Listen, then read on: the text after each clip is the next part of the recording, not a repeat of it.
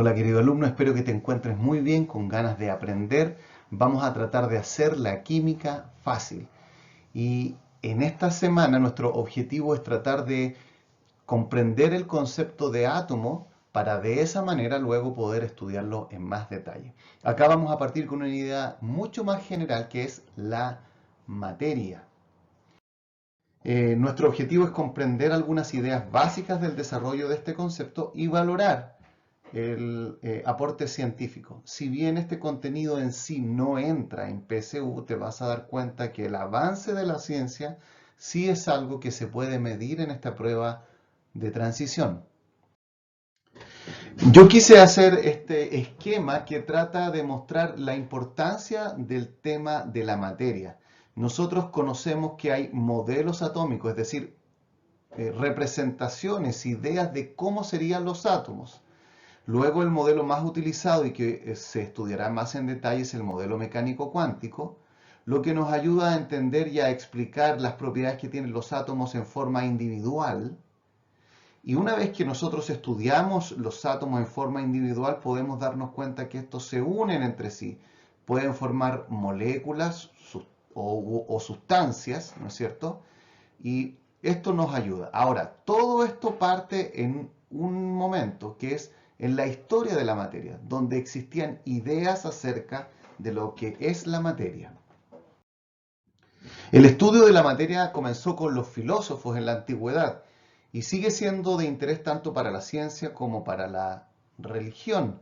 De alguna u otra manera no debemos separar absolutamente estas áreas de conocimiento, sino darnos cuenta que cada una de ellas tiene algo que estudiar, decir y hablar respecto al tema de la materia. Y quiero plantearte esto con una pregunta muy básica. ¿Cómo sabemos que el átomo existe? Los vemos representados en los libros de texto de estudiantes.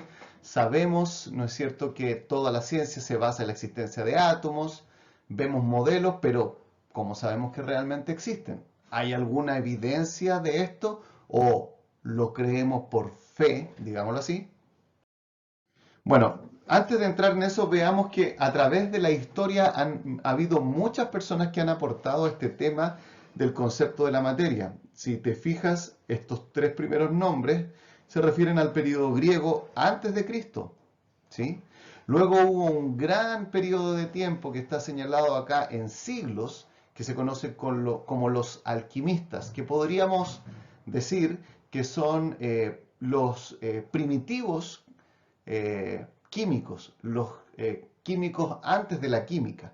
Y acá empieza formalmente el periodo de la química, donde tenemos a Lavoisier, al cual se considera el padre de esta disciplina.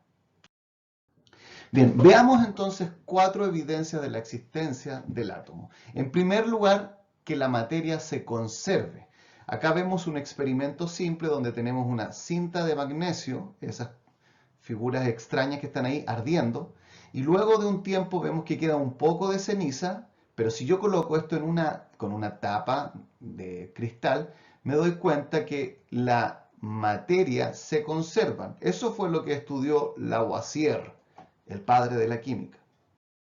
Entonces, Dalton señaló que la explicación para este fenómeno era la vieja idea de los químicos de que existen átomos, que él los representó por medio de esferas. Y tú hasta el día de hoy vas a encontrar en libros de química, de biología, representados los átomos como esferas. A veces los átomos se representan con esferas de distinto color. Por ejemplo, el blanco se utiliza para el hidrógeno, el oxígeno se hace de color rojo, los metales se hacen de un color grisáceo. Una segunda evidencia de la existencia del átomo es el muy conocido fenómeno de la electricidad. El razonamiento sería algo como esto: la electricidad existe y es un fenómeno de la materia. Por lo tanto, ¿qué cualidad de la materia me permite explicar la existencia de la electricidad? La respuesta a esto, obviamente, es que existen cargas eléctricas en la materia. Y esto llevó a tratar de hacer un experimento donde se colocó colocó dentro de un tubo un gas obviamente hecho de materia. Y este gas se colocó en una placa que tenía carga en un lado positiva y en el otro lado negativa. ¿Qué es lo que sucedió? Apareció una luz que se desviaba hacia el lado positivo. La conclusión de esto es que esa sustancia luminosa que estaba ahí tenía carga negativa, es decir, esto fue la base para el descubrimiento de los electrones. Esto llevó a representar el átomo de una manera diferente a la cual lo había hecho Dalton. Este modelo atómico es el de Thomson, donde vemos una esfera grande, verde en este caso positiva, y los electrones pequeños con carga negativa. En tercer lugar, podemos decir que un fenómeno curioso de la materia es su vacío. Yo lo quiero representar tratando de imaginarse a una persona disparando sobre una reja con una pistola. Sabemos que algunas de las balas van a chocar justo con esta reja, pero también sabemos que muchas de ellas van a poder atravesar sin provocar ningún daño. Bueno, increíblemente, esto también sucede con la materia sólida. Rutherford hizo un experimento sobre una lámina de oro. Esta lámina la bombardeó con lo que se denominan partículas alfa. Son partículas formadas por protones y neutrones. E increíblemente, estas partículas atravesaron en su gran mayoría esta lámina de oro sólida. ¿Cómo es posible atravesar algo sólido? Bueno, la única manera de explicarlo es que el átomo esté casi completamente vacío, igual que la reja que mostramos en la lámina anterior. De esta manera entonces Rutherford se imaginó entonces el átomo y los rayos que él colocó pasaban sin ningún problema en su mayoría a través de este modelo atómico. Solo algunos de ellos chocaban cuando lograban incidir en el núcleo. En cuarto lugar, el átomo lo podemos explicar a través del fenómeno de la luz. El razonamiento es similar al anterior. La luz es un fenómeno de la materia. Por lo tanto, la pregunta es, ¿qué característica de la materia nos permite entender la luz? Y la explicación nuevamente es el átomo. Acá tenemos otro esquema, otra forma de imaginarse el átomo que fue propuesto por Bohr. Acá tenemos un núcleo positivo y tenemos niveles de energía. Lo que se nos explica en física es que la luz es una dualidad onda-partícula, pero esta onda de luz tiene una cierta longitud y frecuencia que depende del salto cuántico. Es decir, cuando estoy en un nivel superior, por ejemplo el nivel 2, y voy a saltar al nivel 1, entonces se emite un fotón de luz. Para finalizar, vamos a revisar los modelos atómicos.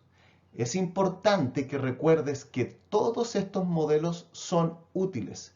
Por ejemplo, el modelo de Dalton, que ya tiene más de 200 años, es muy simple, se imagina como una esfera y vas a encontrar este modelo aún en los libros de química y biología.